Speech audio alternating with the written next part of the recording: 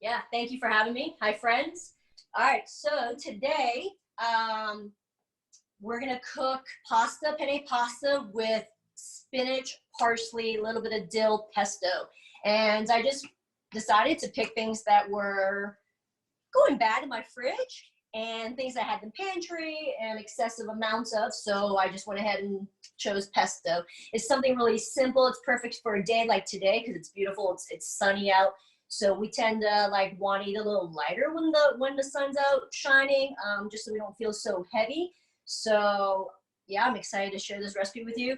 I'm gonna like ad-lib a little. I don't really weigh out anything, but I'll try to remember what I'm adding to call it out to y'all so you can follow along. If you want to write down the recipe, or I can provide it later via internet, etc. It's up to y'all. But okay, so let's get started. So key small appliance I think everyone should have in their home is a food processor like this one here. This one I think I've had, I want to say, for probably about 10 years. It's still going strong. I don't use it every day, but there are moments where I do use it. If you do not have a food processor and you want to make any purees, pestos, etc., you could use those, I think they're called Ninjas. And you just, like, it's a little cup thing and it has an attachment. And you could just go ahead and blend your pestos or purees in that. As well, what works well is an immersion blender. Some come in a little cup holder with a itty bitty blade, but if you just have an immersion blender, it's just basically a stick. I would just go ahead and use like a tall jar where you can like put things in, and then you can like actually move the immersion blender up and down, if that makes sense, to puree, and you can make the pesto like this as well. If you're going to use an immersion blender though, friends, I would advise you, whatever nuts you're using in your pesto, to go ahead and just finally chop them up first with your knife before you put them in with a smaller blade, because a smaller blade may not be able to puree or crush them up as fine as you would like. Okay, so if you just want to get a little closer, I'm going to show the ingredients. So right here we have some fresh spinach, Spanish espinacas. Okay, so this is perfect. I got really excited when I went into the fridge and I saw how wilted our parsley and dill, because this is the perfect application for it. Sometimes when people go into their fridge and you see your fresh herbs are looking like this, you could do one of two things. Use them. You could chop them up, puree them, put them in stalks. You know, you can garnish them, take off the leaves and just cut them really fine and everything, etc. Or you could try to, bring them back to life by putting them in some water. That will help sometimes. If not, make it into a pesto, and that's what we're going to do today. Typically, pestos are basil based, but to me, the definition of pesto is anything green and leafy greens or herbs with any kind of nuts, some cheese, olive oil, lemon, and garlic. Fuck. So right now we have some almonds today. We're going to use some almonds right here. Lovely saltiness. Okay. Parmesan cheese. Some fresh garlic. 1 or 2 cloves we have. Lemon. Olive oil. So I brought out the nutritional yeast because right now the Parmesan cheese, what we're going to be making today, the pesto, will not be vegan. But if you are vegan, you could go ahead and substitute the Parmesan cheese for some nutritional yeast, and it will just give it that same funkiness, that cheesy. I don't know if you're familiar with using this at all, but it kind of, it's just, nutritional yeast is so strange because, as you can see, it's just flakes.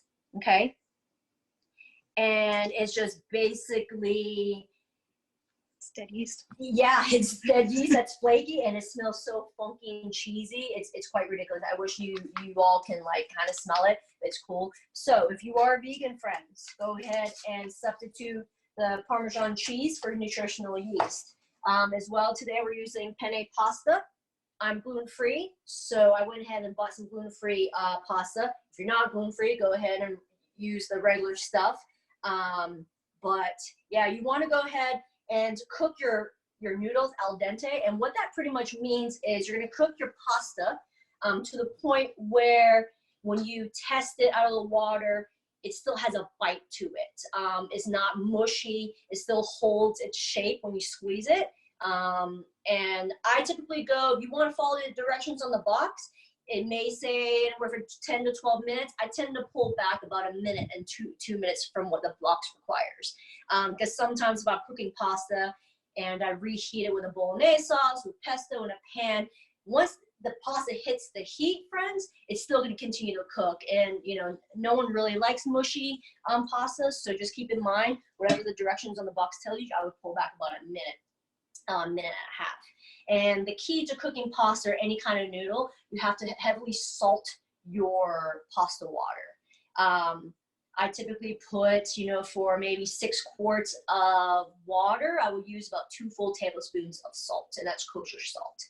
And if you're unsure how the water, how salty it is, you know, it's just salt water, go ahead and taste it. If it tastes salty to you, then you're doing a good job, and just drop your pasta in. All right, friends, so let's go ahead and start this process. So basically, there's not a lot of knife work that has to happen. Pretty much the only thing you may have to pull out your knife for is to cut the lemons, just so you can squeeze out for the juice. So this one's pretty simple, pretty easy. We'll just go ahead and take off the lid. This is a good learning experience if you've never worked with a food processor before. So this is the button that activates, when I press the on, that activates the food processor. And it lines up to this stem right here. This lid, this attachment lines up here in all lines, and it actually pushes this down to hit that black button to activate the food processor. Hopefully that makes sense. All right, friends, so right here, it's approximately about 2 cups of spinach.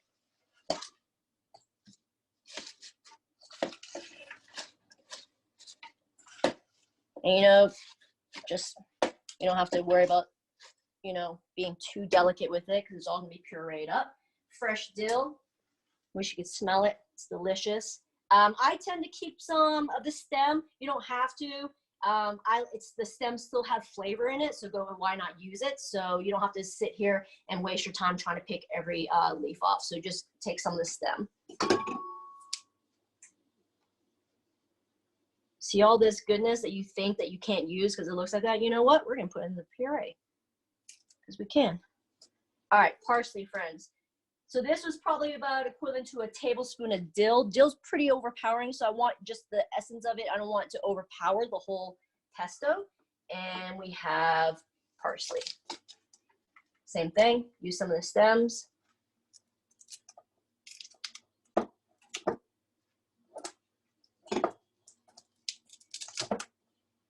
All right, that's probably about 1/4 cup of parsley right there. Danielle just said it smells good, so fresh. All right, so garlic. It's so good. It's goodness. It's good for your soul. It's good for your body. It makes every dish taste so much better. Depends on how potent you like your pesto as far as garlic flavor. Depends on who you're having a conversation with later on in the day. You don't want your breath to be so garlicky and you're like, whoa, whatever. So typically, you know, this amount, you could use 1 large garlic clove like this, friends. But you know what? Today, I'm going to go ahead and put 2 because we're quarantined. I'm home with my wife. We're good to go. Almonds, friends. This is probably about 1/2 cup worth. Now, when it comes to the nuts you use in pesto, friends, you don't have to stick. So typical traditional pesto that a lot of people probably grew up seeing on, like, you know, Emeril Lagasse's cooking show, Rachel Ray, is typically basil, pine nuts, Parmesan cheese, lemon, olive oil. You don't have to stick with those ingredients because there's not even any pine nuts or basil here today. But any nuts you want, like I've made pesto before with walnuts, macadamia nuts, pistachios. I don't like the taste of pine nuts, so I kind of stay away from it. And plus, pine nuts are fairly expensive, probably one of the more expensive nuts that we have out there aside from pistachios. So whatever you want, pecans, you know. So yeah, and today, so we're gonna use almonds. These are already salted, so just be mindful with what type of, you know, nuts you use. If they're salted, that's fine. If that's what you have in your pantry, that's fine. Just pull back on what your added salt is to when you're making this. I would go ahead and test if it needs a little more salt, then go ahead and add it, okay? But these are salted, so I'm gonna be mindful of that to pull back. What I like to do with pesto is, I like to add a little lemon zest to it. I just find that it brightens it up a little, and it just kind of like brings everything together along with the juice. So I'm pretty much just gonna probably go equivalent to maybe 1 teaspoon, and I have a microplane here, or a zester, what people call it. Now I'm gonna do it right over the bin. Reason being, so I don't have to, because lemon zest is so fine, friends, that you don't want to have to do it in a bowl and then try to transfer it, and it's so delicate. And plus, the skin provides a lot of oil, right? If you ever go to a craft cocktail bar, that's an example I have, a craft cocktail bar, you'll see the bartenders, they'll peel off like an orange peel, lemon, lime, and they'll kind of like squeeze it over your drink and rub it around the rim. That's because they're trying to get the essence and the oils of the citrus. So that's what I'm trying to do. That's why I'm zesting over it. So all the oils and I like the word essence right now. The essence gets into the bin right here.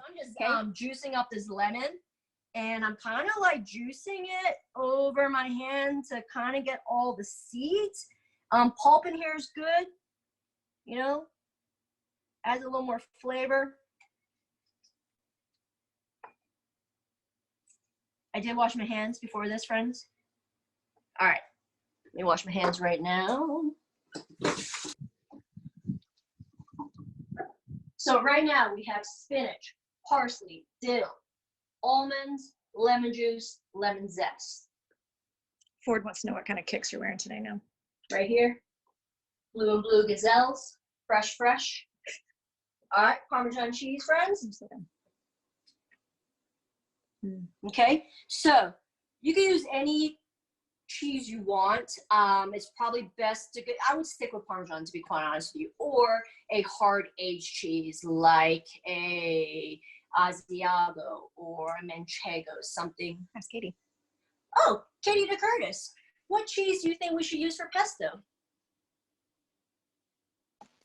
I mean, I always use Parmesan, but you could always do like a blend of Parmesan and Pecorino Romano. Pecorino Romano is pretty salty, so that's why I wouldn't just use that. I think a blend of the two would be good. Awesome. Thank you. All right, friends. So right here, we just have Parmesan, who my best friend Katie just answered that question, gave Danielle and I. This was already grated. You can buy it grated. You could buy the block and use a box grater and grate yourself in, or, you know, that other Parmesan cheese that we grew up with, the Kraft brand that comes in that green tube. You can use that too. It's just cheese. It's gonna make it taste great. So I'm gonna put all of it because more cheese is better. Unless you're vegan, go ahead and use nutritional yeast. All right, friends. So putting on the lid, it's gonna get loud. So just be mindful, it's about to get loud. What I like to do to just to move it around, I like to pulse it first a couple of times. You see how as I'm pulsing it, it's kind of like shaking everything up. And once I see that everything seems slightly incorporated, I'm just gonna go with it, all right? And at this point, I'm gonna go ahead and pour my olive oil in. Typically, food processors has a hole here because you can make like mayonnaise or Caesar dressings, vinaigrettes, where you're actually, when this is going, you're pouring the olive oil in to do an emulsification. But right now, we're not gonna try to emulsify this. We're just gonna pour the oil straight in. And we're looking for about 1/3 of a cup of oil. You can always add oil, more oil later on, okay? I'm just gonna go.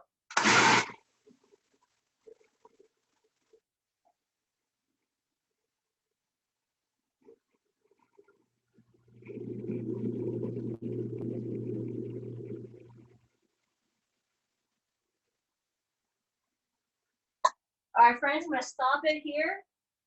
I'm gonna use my spatula, and we're just gonna go ahead and scrape the sides of it. Move it around. It's a little chunky, so I'm gonna go ahead and add more olive oil right now.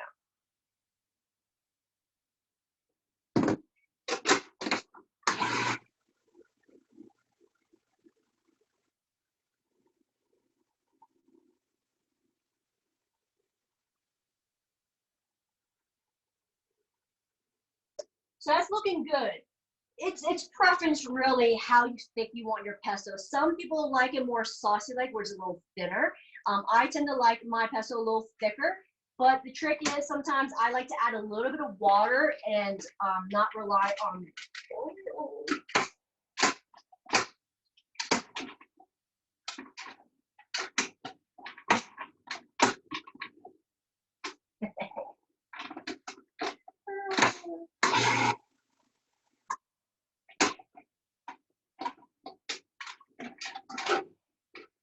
Fix it, guys.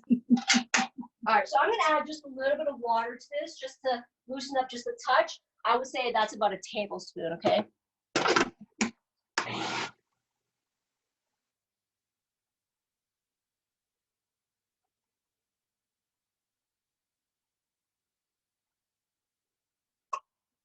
All right, at this point, I'm gonna taste it.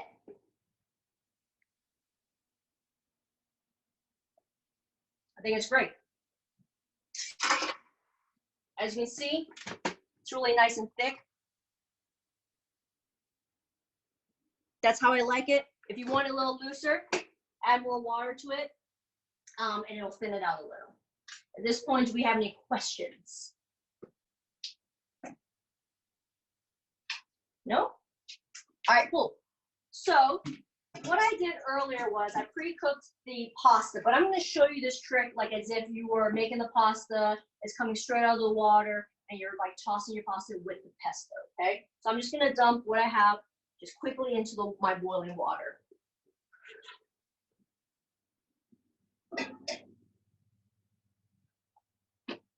Stir it around, stir it around. Let's say it's cooking. Okay, so turn off the heat, pour it over my strainer.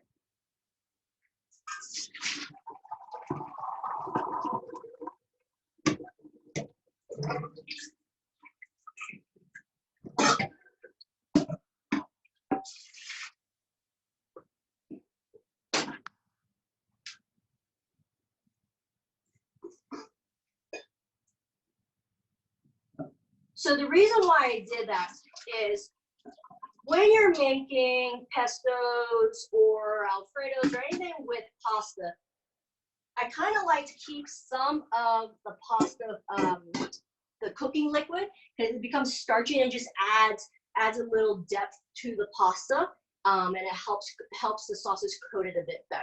So right now it's really hot, the pasta. Okay, pour into a mixing bowl. As you can see, I'm going to take some of this pesto out of here. Nice bit. You could always add more if need be.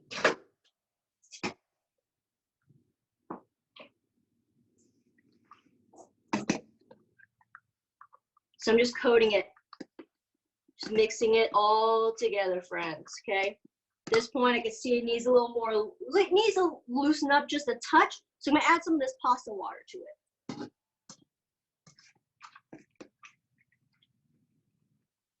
And see how it's kind of becoming a little creamier. Wish y'all could smell this right now. It's so good. Okay, friends, this is it. Now, at this point, you can add whatever you want. So in the summertime, what I like to do, I like to add cherry tomatoes to this. Fresh from the farmer's market, you know. So I would cut the cherry tomatoes in half and pop them in at this point and just go ahead and give them a stir. Or you can have grilled zucchini, mushrooms. If you want to have, you know, some chicken, grilled chicken, roasted chicken, or seared salmon, I would go ahead. You could totally have this with this dish. We just don't have it right now because we're on lockdown. But you could add whatever you want to it. But like I said, I like to keep it pretty simple and fresh. And in the summertime, like I said, add a couple of cherry tomatoes, and we're good to go. So I'm going to plate this up. Okay. And what you're, like I said earlier, mo cheese, mo better. Just go ahead and get you. This is, I think it's Asiago that we had in the fridge. And I'm just going to go ahead and zest them over the dish. Just like you do at Olive Garden when they come around with that wheel of cheese and they're like, tell me when to stop. That's it, friends. Pesto, penne pasta, basil, not basil, spinach, parsley, dill, almonds, lemon, Parmesan cheese, and olive oil.